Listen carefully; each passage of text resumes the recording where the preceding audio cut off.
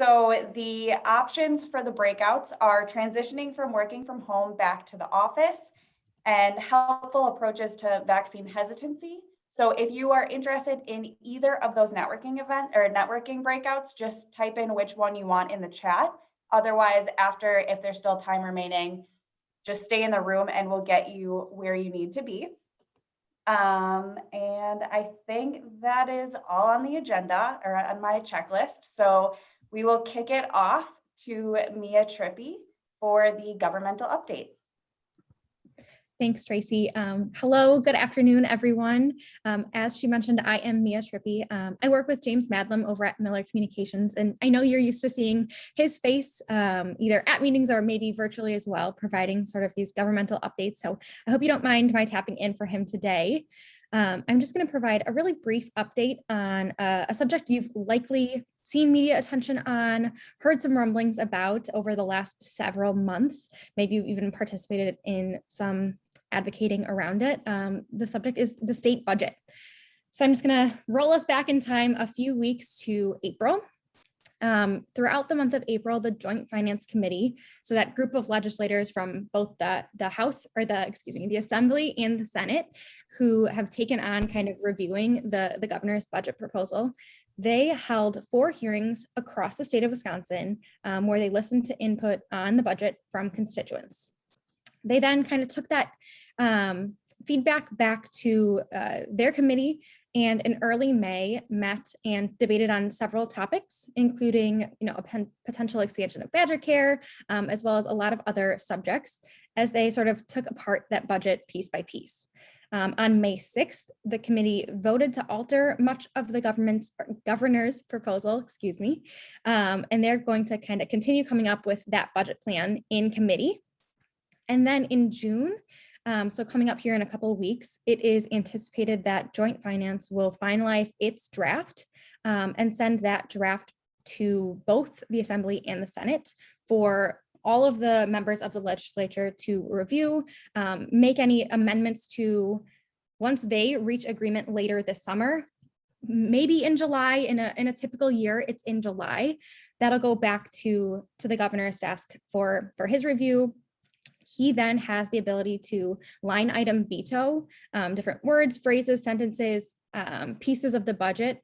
And then, with his approval, that may go back to the legislature for some additional kind of amendments, depending on how many votes they have and that sort of thing. I think one of the things that we have seen play out over the last couple of months here, and will probably continue to play out, is a little bit different than in a normal biennial budget cycle, which is sort of this factor of federal money coming in through the ARPA, the American Rescue Plan.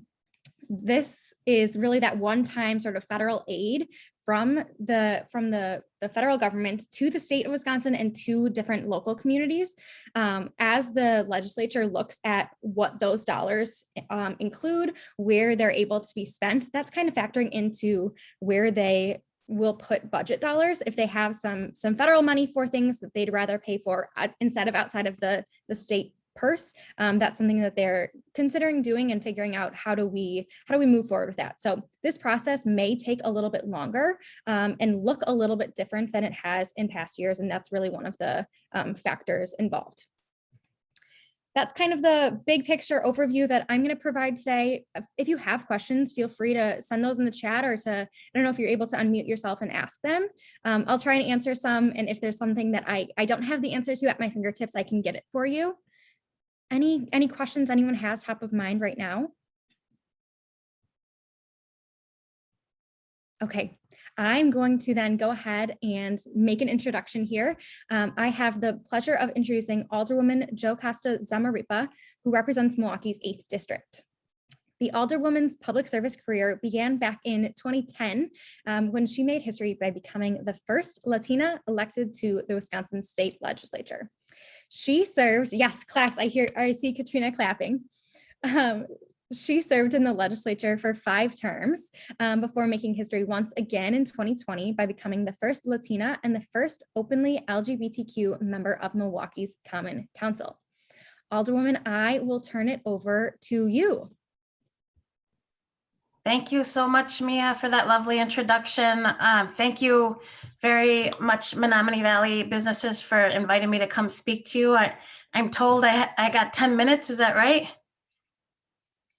And so I actually thought I would I happen to have a PowerPoint presentation. Am I able to share my screen? Great. I'm actually using this tonight for a bilingual town hall that I'm hosting. And it's just 6 slides. It's an introductory thing. It doesn't, definitely should take me less than 10 minutes, but I'm gonna share my screen now. And this is so great. You're helping me get a little practice on before the big event. So this is technically for tonight's presentation, which is why it's welcoming you to the Milwaukee Bilingual ARPA information and listening session. It's just a brief overview of the ARPA dollars that the city is receiving. I'm sure as business owners, you're probably already aware of this, but it's just a brief introduction of what this is, this unprecedented nearly $400 million that the city of Milwaukee is receiving. It's a wonderful thing, and I think it could be a boon to our business, in particular our small businesses, but I'd love to hear from you. And so let's see if I do this right. So what is ARPA? ARPA is an acronym. You'll often hear it referred to as ARP or ARPA, the American Rescue Plan Act that President Joe Biden signed on March 11th of this year. That includes $30.5 billion in federal funding to be used across the country. States, counties, cities like ours, school districts are going to receive this funding to continue to address the COVID-19 pandemic and hopefully get us out of this and into a healthier spot, if you will. So we, the city of Milwaukee, are going to receive critical support from ARPA.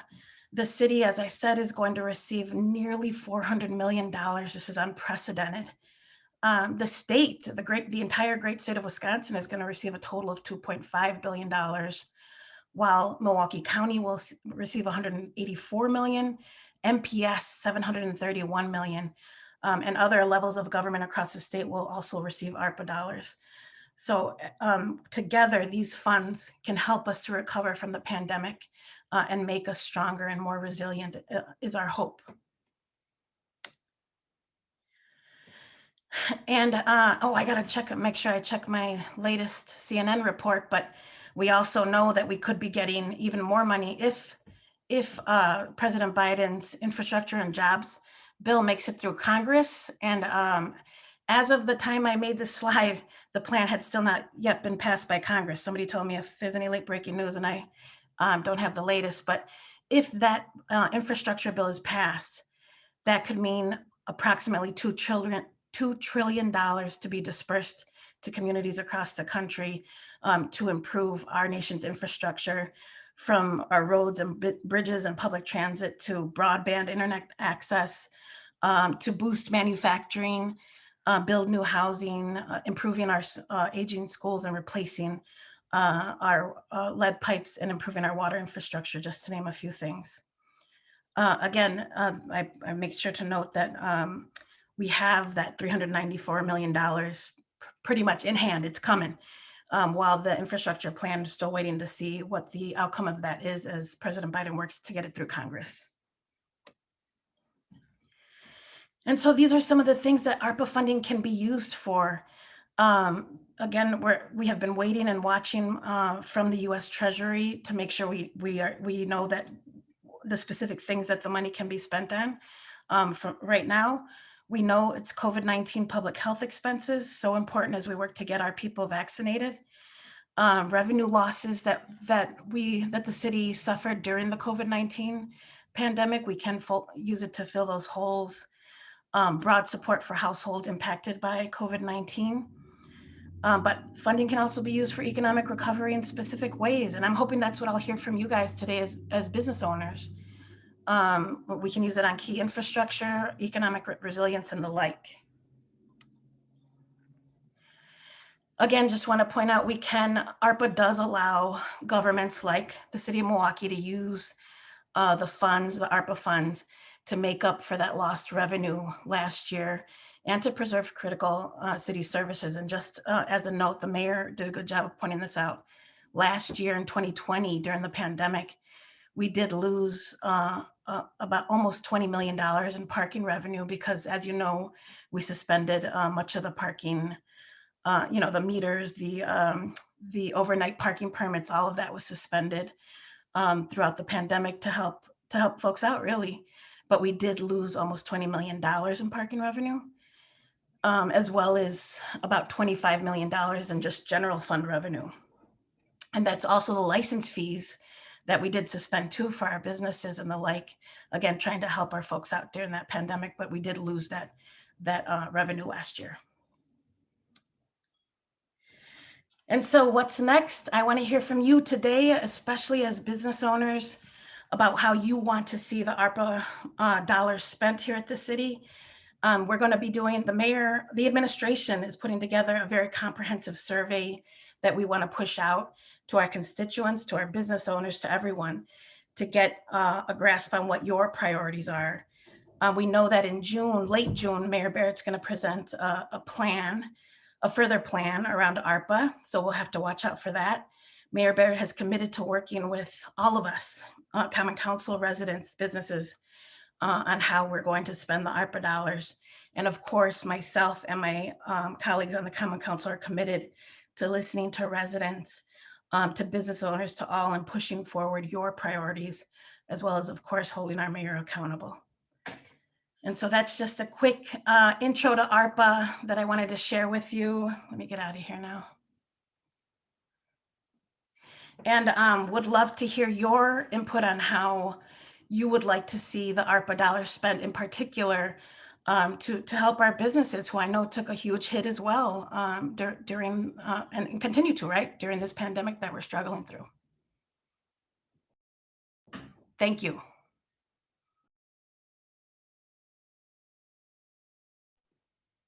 Thank you very much, Alderwoman Zamarripa, and thank you to Mia Tripi for the governmental update as well.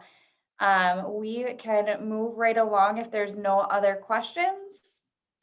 Anybody? Does anyone want to share any suggestions from business perspective on the use of ARPA before we jump ahead? We have a couple minutes left, so.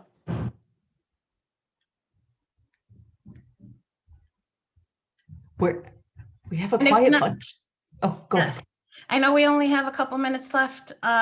So if nothing is coming to you right now or you're feeling shy, please, you can always reach out to me, or as you aptly indicate, I see here in my notes, the Menomonee Valley is lucky to have 3 alders. So myself, Alderman Jose Perez, as well as Alderman Bob Bauman. Please reach out to one or all of us and let us know your priorities and how we can help our Menomonee Valley businesses to continue to make their way out of this pandemic. We'll also send a link out to all of the businesses after, letting them know that they can be a part of the meeting tonight. Oh, wonderful. Yes. And the survey, I'll make sure to get you guys the survey so we can get your sentiments on that official survey the administration is pushing out. Bilingual or multilingually, I'll mind you as well, English, Spanish, and Hmong. Okay, cool. Great. Definitely send it to me. Thank you.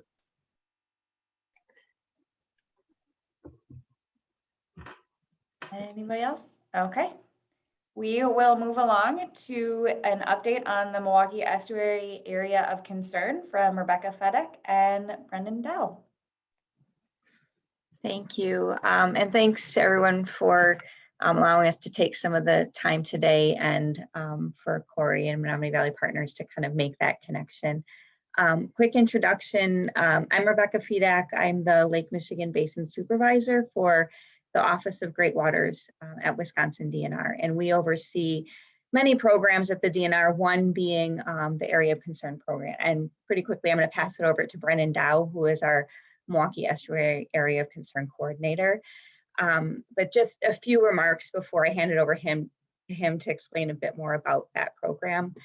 But one thing I'll mention is that we're really, as the DNR, but as all the partners involved in this work of the Area of Concern, really trying to reach out to the Milwaukee community as we leverage this generational opportunity that is this area of concern, again, which Brennan will talk about in just a bit. To amp it up, There are going to be hundreds of millions of dollars coming into Milwaukee to do a lot of this cleanup work.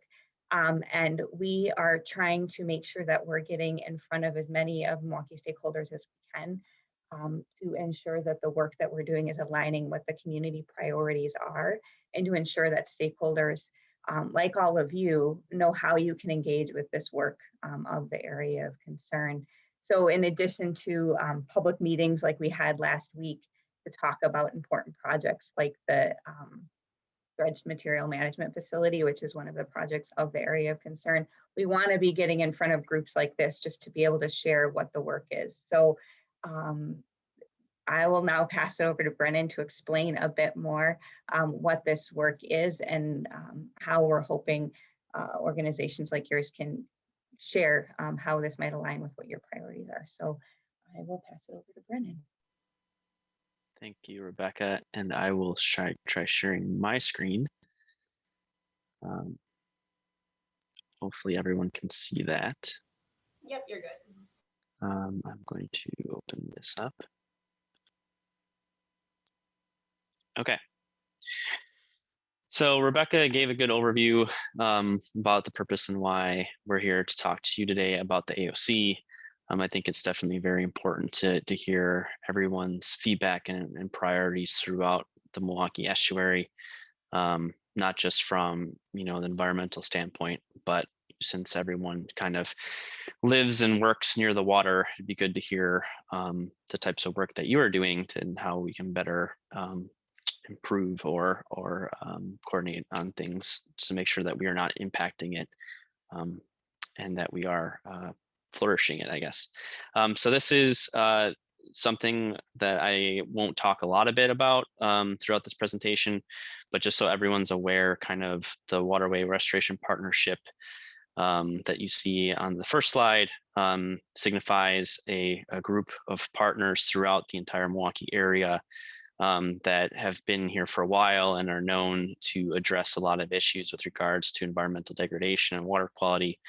And those that decided that they would kind of join forces with the DNR and others that represents around 20 plus organizations to really address issues within the area of concern and eventually get towards the goal of what's called delisting the area of concern. So no longer being on the list designated by the EPA back in 1987.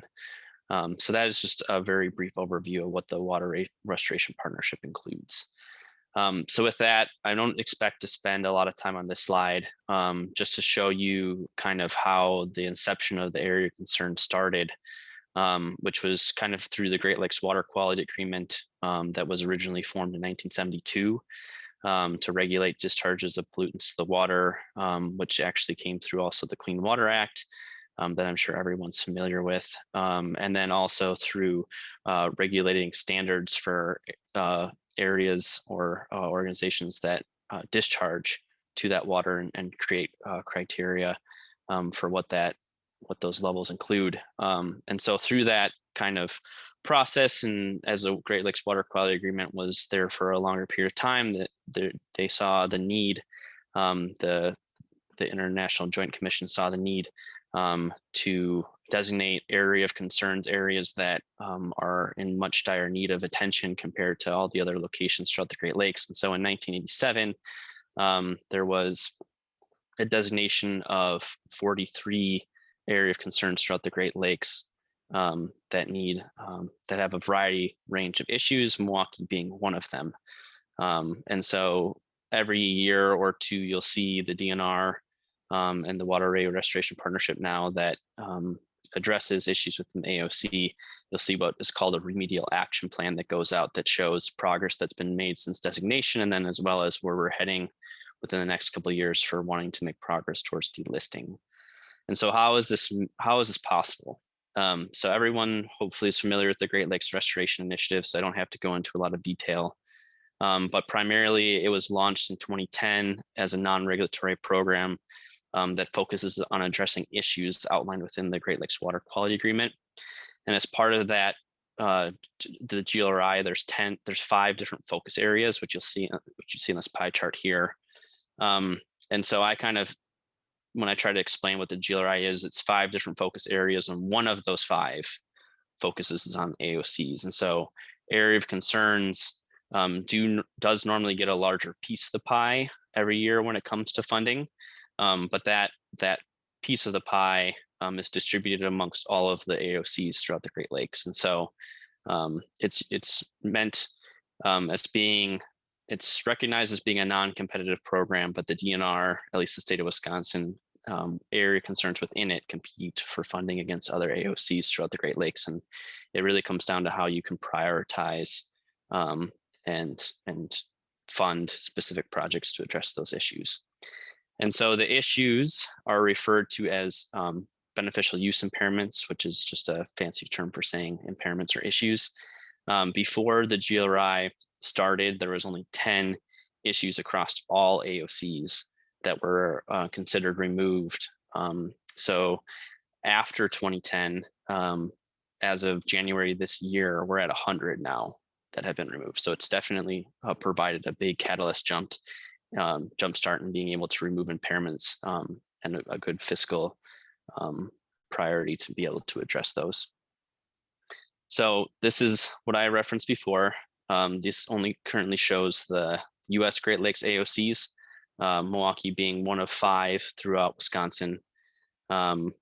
Last year in 2020, during a pandemic of all things, Wisconsin was able to remove 1 out of the 5, or delist 1 out of the 5 AOCs throughout the throughout the Great Lakes for Wisconsin. And so that was a huge accomplishment. The lower Menomonee River was removed in August of last year. We are now celebrating that and hopefully being able to continue to do that for the other AOCs eventually for Wisconsin. So what is the Milwaukee Estuary? And so the AOC boundary is in the yellow within this map, and it kind of shows how it's compared to the other watersheds throughout the southeast region of Wisconsin. It's fairly big. It's what a lot of people refer to as one of the mega AOCs, meaning that it just covers a large area and it requires a lot of funding to be able to address a lot of our issues. And so how do we fix kind of those environmental issues within this area that have been designated by EPA?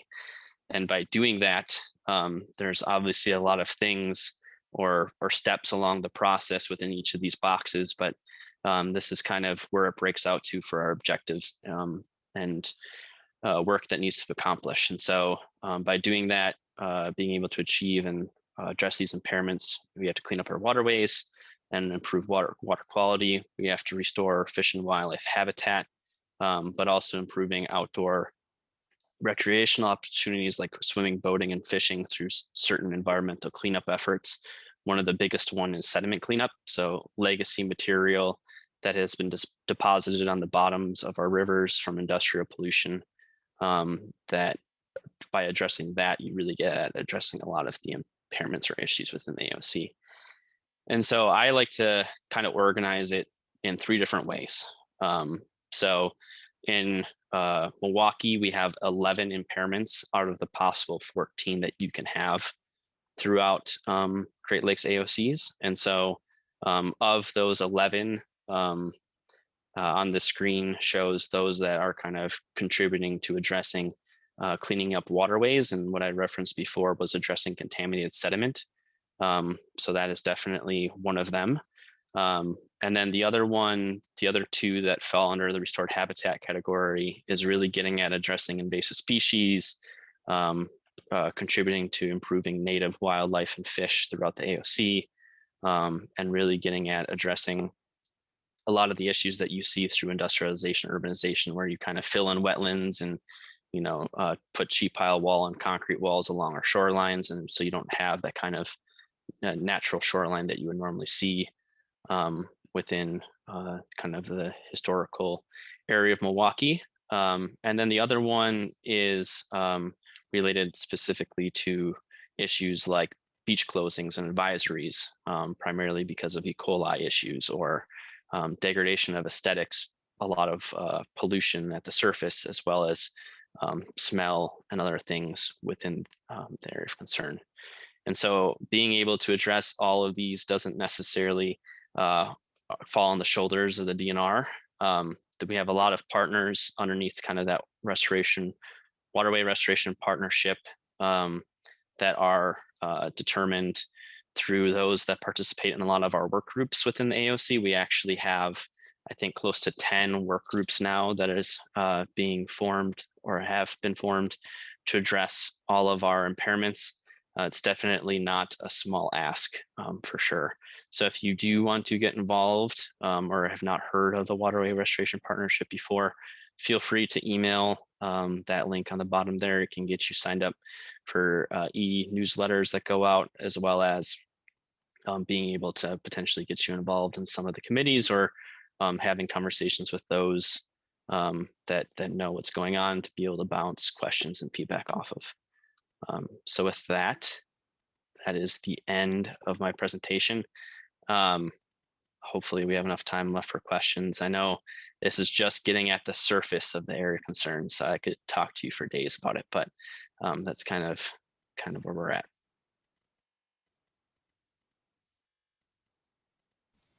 Brennan, I think a good question might be like, what are we going to see in the valley Mm-hmm. with these projects? Yeah, that's a good question. So the contaminated sediment cleanup of kind of dredging and addressing issues within the bottom of the river extends, I believe, all the way up to North 25th Street within the valley. So it goes pretty far up the Menomonee River. Areas like the Burnham Canal, we have a wetland restoration project going on in there, at least specifically under the GLRI for one of our area of concern projects. Obviously, the Mueller compressing or alter is another super fund cleanup project that is actually happening or has been happening since last year. So all of those different projects, all the different things that you're seeing fall under the purview of the AOC. So there's a lot of projects out there for sure, but I would say those are the primary ones, or at least the ones that you will see within the Menomonee River. And I'll just add, as part of the Waterway Restoration Partnership, we're getting a website launched that will have more detail of what all the different work is that's going to be happening in the coming years, and have that be more accessible through visuals. So there'll be a map showing throughout the estuary, including the valley, where work has happened, is currently happening, is planned to be happening, so that folks can see what that entails. So all of that is underway currently, and will be available if you reach out again through that email address that Brennan shared. We're hoping to launch the website soon. So that will be a way to get more information.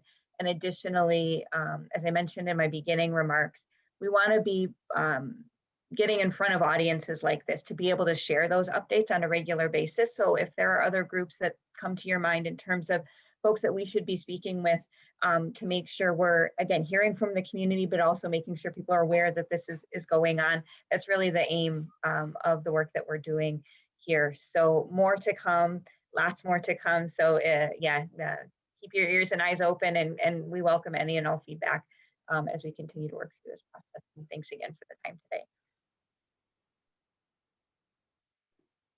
Great, and thank you so much for the update, Brennan and Rebecca. We appreciate your time. Make sure if you have any other questions, add them into the chat and we can get them over to Brennan and Rebecca to get answers for you. So we are going to move along to the small business spotlight for Brass Light Gallery. So I will hand things over to Angela Lingle, the light lady. Well, thank you so very much for this opportunity. I really appreciate it. And I have to tell you, I feel like sometimes you don't know how much you don't know. And I feel like all the information that I've gathered so far in this meeting makes me want to learn more. So I'm really excited to be here and part of this group. My job at Brass Light Gallery is just to be a resource and to share information. So if there's a lighting need that you have or a lighting question, please reach out to me. I will help if I can, and if I can't, I'll try to get you in the right direction. I'm sure a lot of you know a little bit about Brass Light Gallery. I don't know if I can move these slides ahead. I don't think I can right now. If we could switch to the next one, or I can share my screen. what is, first of all, as I mentioned, I want to be a resource. And what I have really been trying to do when I'm in the showroom is if I have a customer or a client that I can't help, I will send them to Bachman Furniture for lighting or BBC. I really want to be a resource for this community. So over the next couple months, you'll probably see me reaching out to you so I can learn everything I can about you and your business so I can share it whenever I can. So just really excited to be part of this. What makes Brass Light Gallery special is that all of our fixtures are made out of solid brass, not only in the USA, but in Milwaukee, of craftsmen that have been doing it for, over 40 years.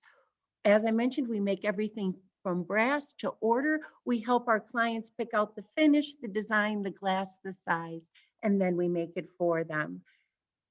This is honestly like our proudest photos of just the quality and the workmanship and the employees that we have as part of our team making our fixtures in beautiful downtown Milwaukee. Next. These are just some examples of where we shine.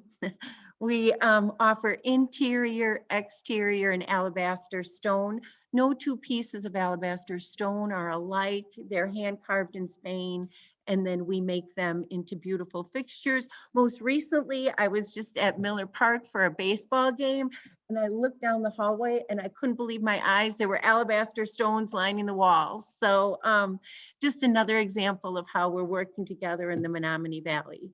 Next. We also, as well as, I kind of led into this, but as well as helping homeowners with adding a little jewelry to their home with lighting, we also take pride in the commercial projects that we get to work on. So,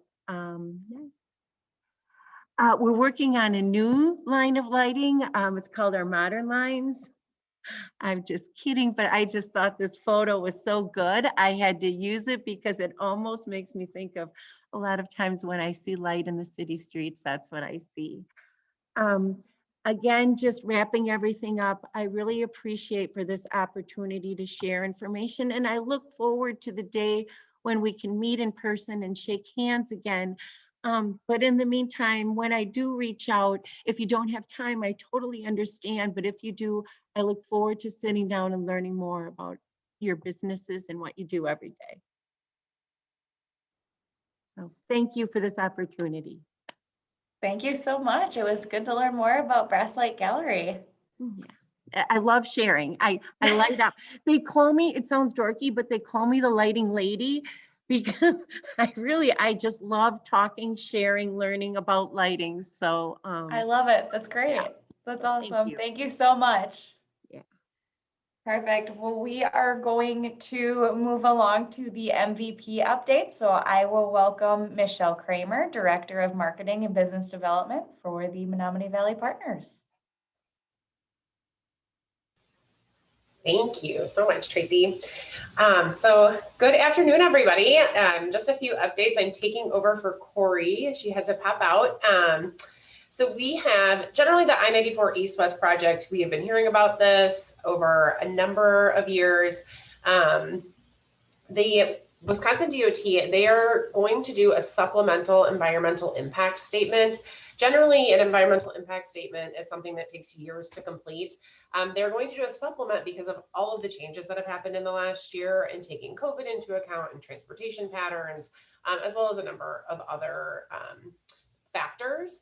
So MVP, we are really working with DOT on how the project can support changes that are important to the valley. So things like connecting to the neighborhoods or transit routes, really improving that 25th and St. Paul Avenue intersection that we're all familiar with and would love to see change. And then really establishing a gateway to the valley. Once the design starts moving forward, DOT, they'll come and they'll do a presentation to you all so you kind of all know what's going on. But if you do have things that you want considered or that maybe we're forgetting to talk about, by all means, reach out to Corey and let her know what your thoughts are there. But the earliest I mean, we have to get all of these ideas in now, but the earliest that construction could start would be 2025. So we're still a ways off of that project. As Brennan mentioned, one of our area of concern projects is the Burnham Canal restoration. I know that it's not very visible, but there is work happening over there. So right now, Mueller Compressing, they're working on putting some fill in the canal of west of the 11th Street Bridge there. And then MMSD will start the work on the East Canal next year. So it's not going to look like things are going on because it's all really under the water. But now over the next few years, a lot of the fill that they're putting in has to settle before they can do plantings and any kind of above water improvements to create that wetland habitat. But there is work going on there. Another really exciting project that the fences have been taken down, you can now use them, is this green infrastructure project that stretches from about where Brass Light Gallery is up until 6th Street. So that's 16 acres. And there are some really cool trails there. You can kind of see, I tried to, in my little red line on there, I tried to kind of show you, there's all these switchbacks, and you can connect from St. Paul Avenue up to Michigan Street. So you could just like pop up to the library or something, you know, over your lunch break. So it's a really nice trail. I encourage you to get out. And as Jeff mentioned at the beginning of the meeting, lots of beautiful plantings. I mean, it's going to grow and it's going to be a really nice area that we can hopefully activate. Katrina has been very busy working on a huge initiative with MATC, and it's a workforce training program that is fully funded between the MATC, it's called the Watt Grant, you may have heard about that, and then as well as the bid. So what is this? What is this program doing is it's really trying to close the skills gap, and it's providing free training to upskill your employees kind of from these entry-level positions up.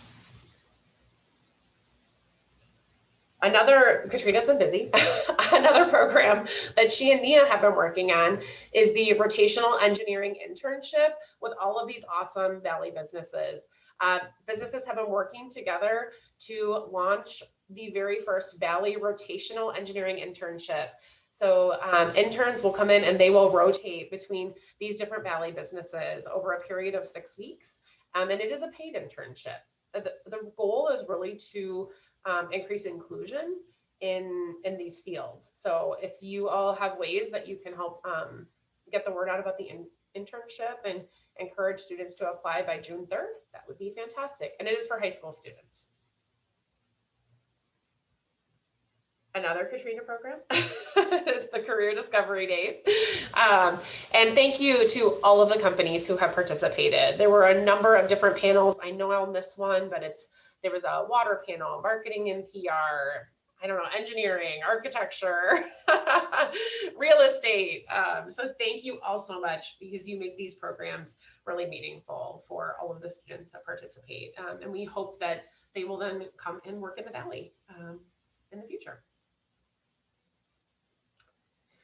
You may have also heard that the Harley-Davidson Museum is adding a new space where they have put up generally their chrome tent. They are putting up a new garage, and it's called the garage, but it's an event space, and they are breaking ground on that this summer, and they're already booking events for 2022. So if you're ready to plan that next big in-person event, there you go.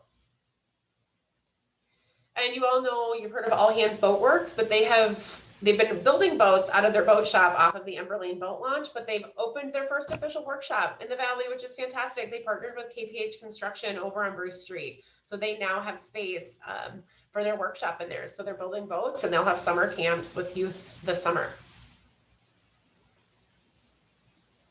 And you may have seen it now. I think that we can say that we have Milwaukee's biggest Bloody Mary. We have Dave Sullivan this week on Monday, and Kent Knapp from Milwaukee Blacksmith put up this Bloody Mary sculpture. We don't know what it's going to be named yet. I mean, it could be the Steel Meal, it could be the Bruce City Bloody, Mother Mary. I don't know. We're going to see what social media does with this, but it's really exciting, and it's such a cool addition to the design district. I think, like, you know, will rival the Bronze Fonds and visitors to Milwaukee. Thank you to everyone who participated in the 2021 spring cleanup. Again, 10 bagsters, businesses, lead sites, KPH Construction, Third Space Brewing, All Hands Boat Works, and a bunch of companies came down to the Menomonee Valley Community Park. So thank you. That's a yearly event that we really rely on doing that spring cleaning in the valley. And then also you may have seen that the Hank Aaron State Trail has opened their 21st annual 5K run walk registration.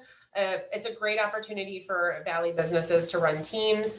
If you can have 8 or more and you get team pricing. So I encourage you to sign up for that.